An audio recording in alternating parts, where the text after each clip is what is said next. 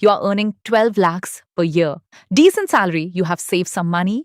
You have decided it is time to finally buy that flat. So you open Magic Bricks at midnight on a Tuesday. And every single 2 BHK flat in your city that does not look like it is falling apart cost at least 1 crore.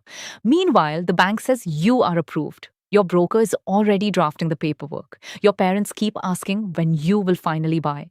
Your relatives are wondering aloud at every wedding why you have not bought a flat yet. Here is the problem. You cannot actually afford any of these flats. Not really.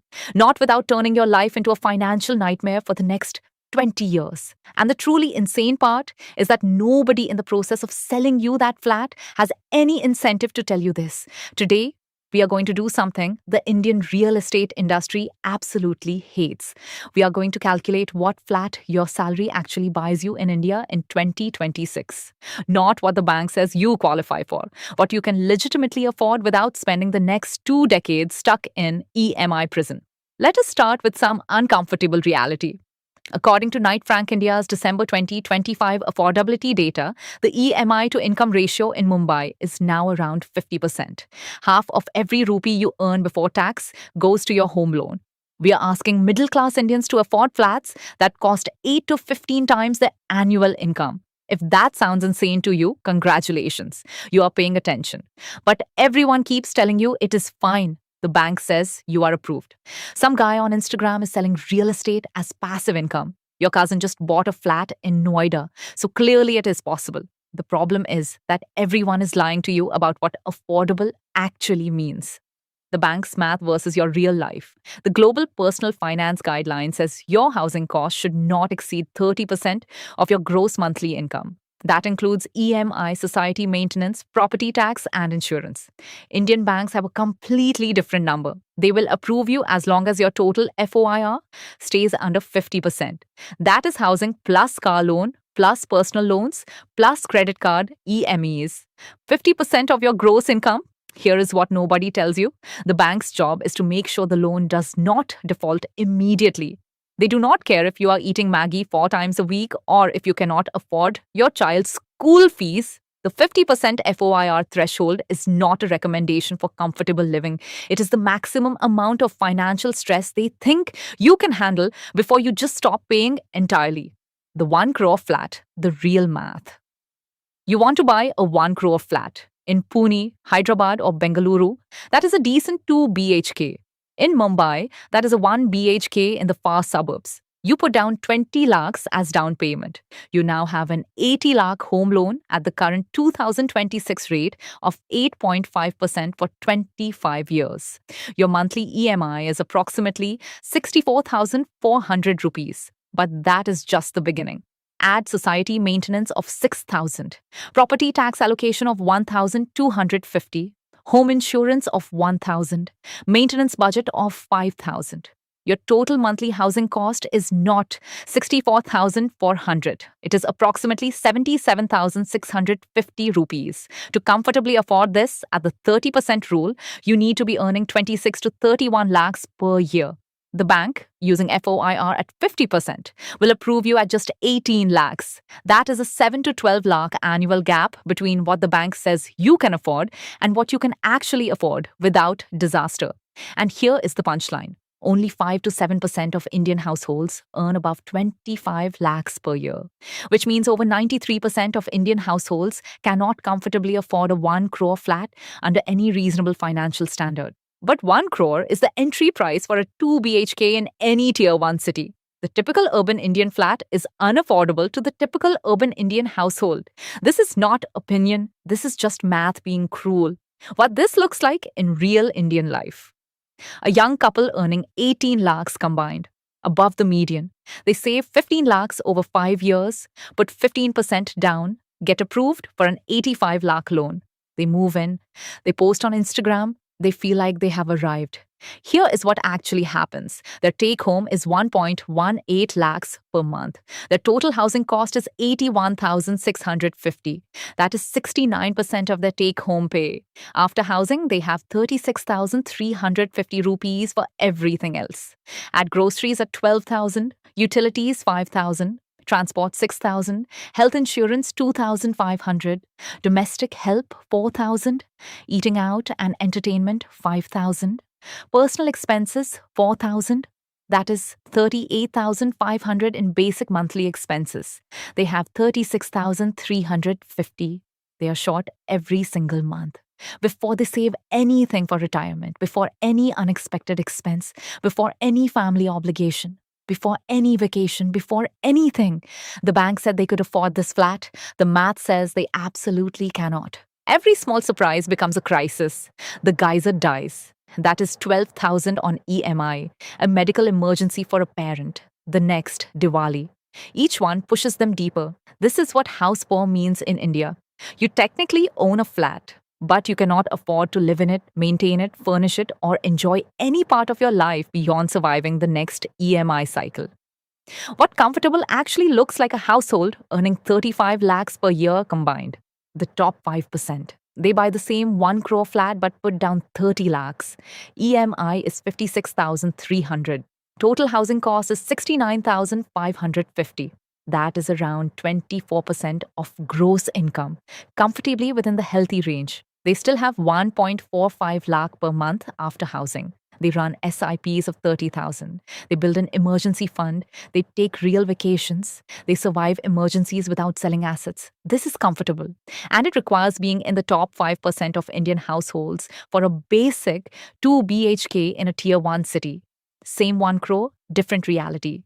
That 1 crore buys completely different flats depending on where you live. In South Mumbai, 1 crore gets you nothing. You need 3 to 5 crores for a basic 2 BHK in Bandra. In Thane or Andheri, 1 crore is a small one, BHK. In central Bengaluru, like Indiranagar or Koramangala, 1 crore is a small one, BHK. Move to Whitefield or Sarjapur and you get a decent 2 BHK. In Pune, 1 crore is a proper 2 BHK in Wakad or Hinjawadi with balcony, parking and amenities. In Hyderabad, 1 crore gets you genuinely good options, a 3 BHK in Gachibowli or Kondapur. In tier 2 cities like Indore, Jaipur, Lucknow, Coimbatore, 1 crore is straight up luxury, a 3 or 4 BHK villa in the best neighborhood. Knight Frank's affordability index confirms this.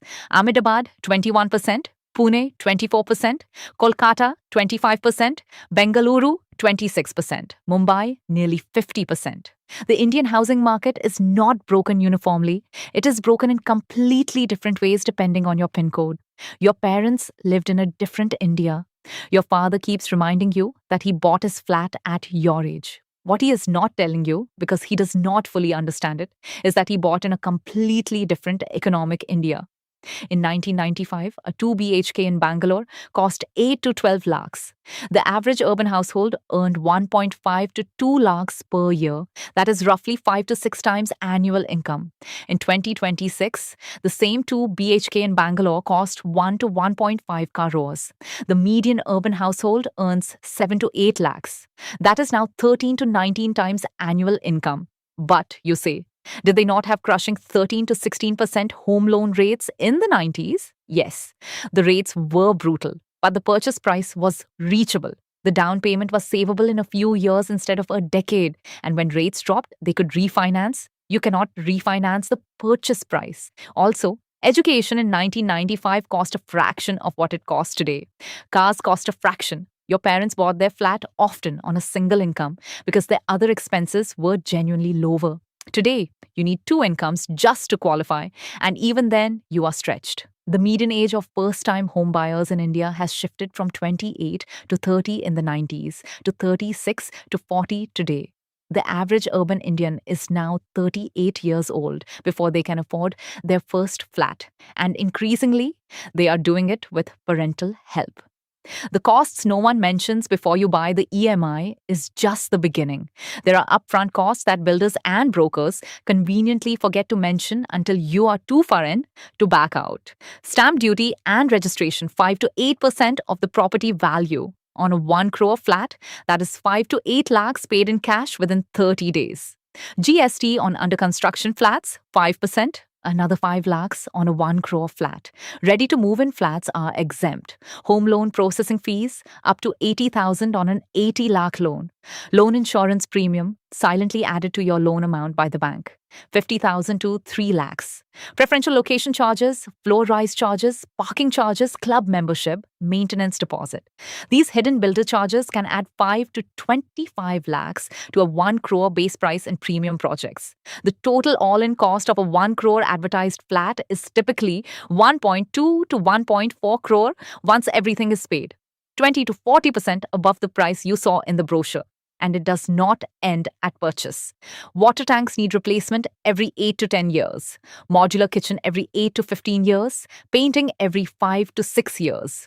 Society maintenance increases 5 to 10% every couple of years. Property tax goes up every year forever. None of these costs are optional. All of them will happen. The other debts that kill your loan eligibility.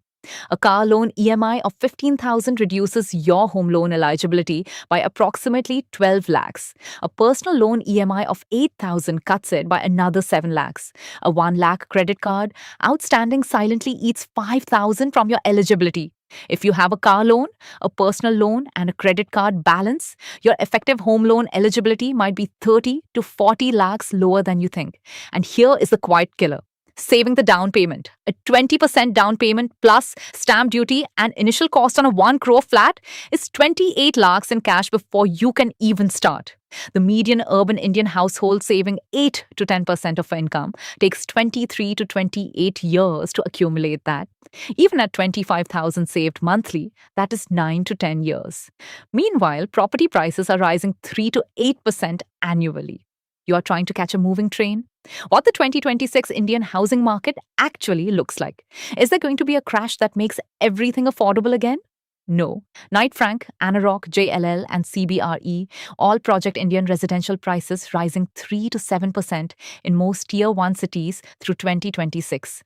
Home loan rates will stabilize around 7 to 8% after RBI's 125 basis point cut. India has structural housing demand. Unsold inventory in Tier 1 cities has contracted to 1.2 to 1.5 years of supply, down from 3.5 years in 2021. Low inventory plus rising demand keeps prices elevated. And here is something genuinely sobering. According to Knight Frank and Anarok, renting is now cheaper than buying in 7 of India's 8 major cities. The monthly EMI on a typical Mumbai 2 BHK is 2 to 3 times the rent for an equivalent flat.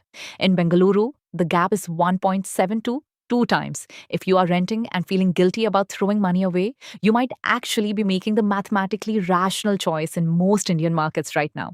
The typical break-even point where buying becomes cheaper than renting in Indian metros is now 12 to 18 years. Most people do not stay in their first flat that long. So, where does this leave you if your household income is less than 20 lakhs per year and you are looking at a 1 crore flat in Bengaluru or Mumbai or Pune? You need to stop.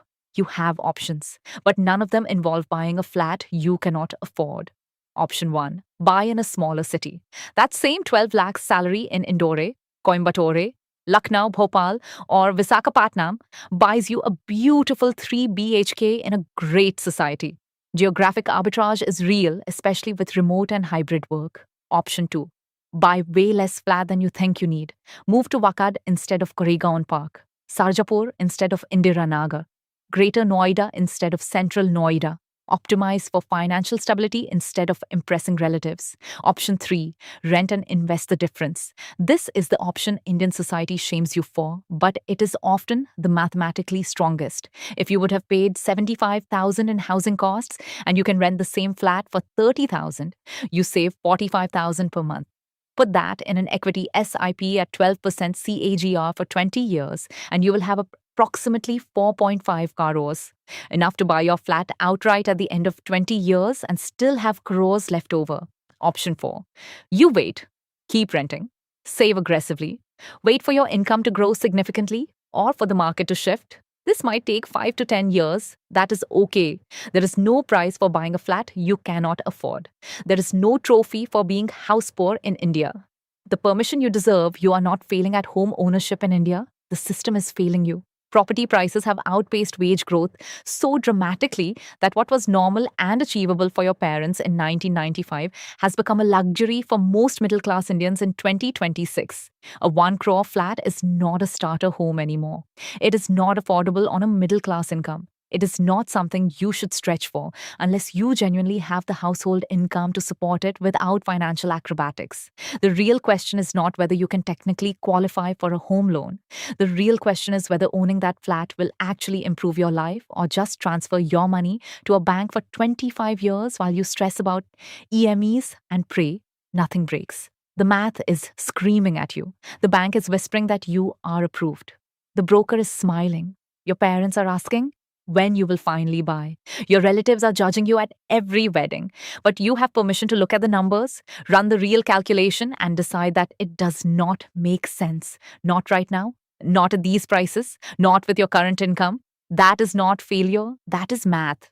Drop a comment below and tell me where you are in this journey. Subscribe to Shivani Talks Money for more real personal finance content every week. And if you want to know what changes when you actually hit 50 lakhs in savings, go watch my video on that right here. Take care of your money. I will see you in the next one.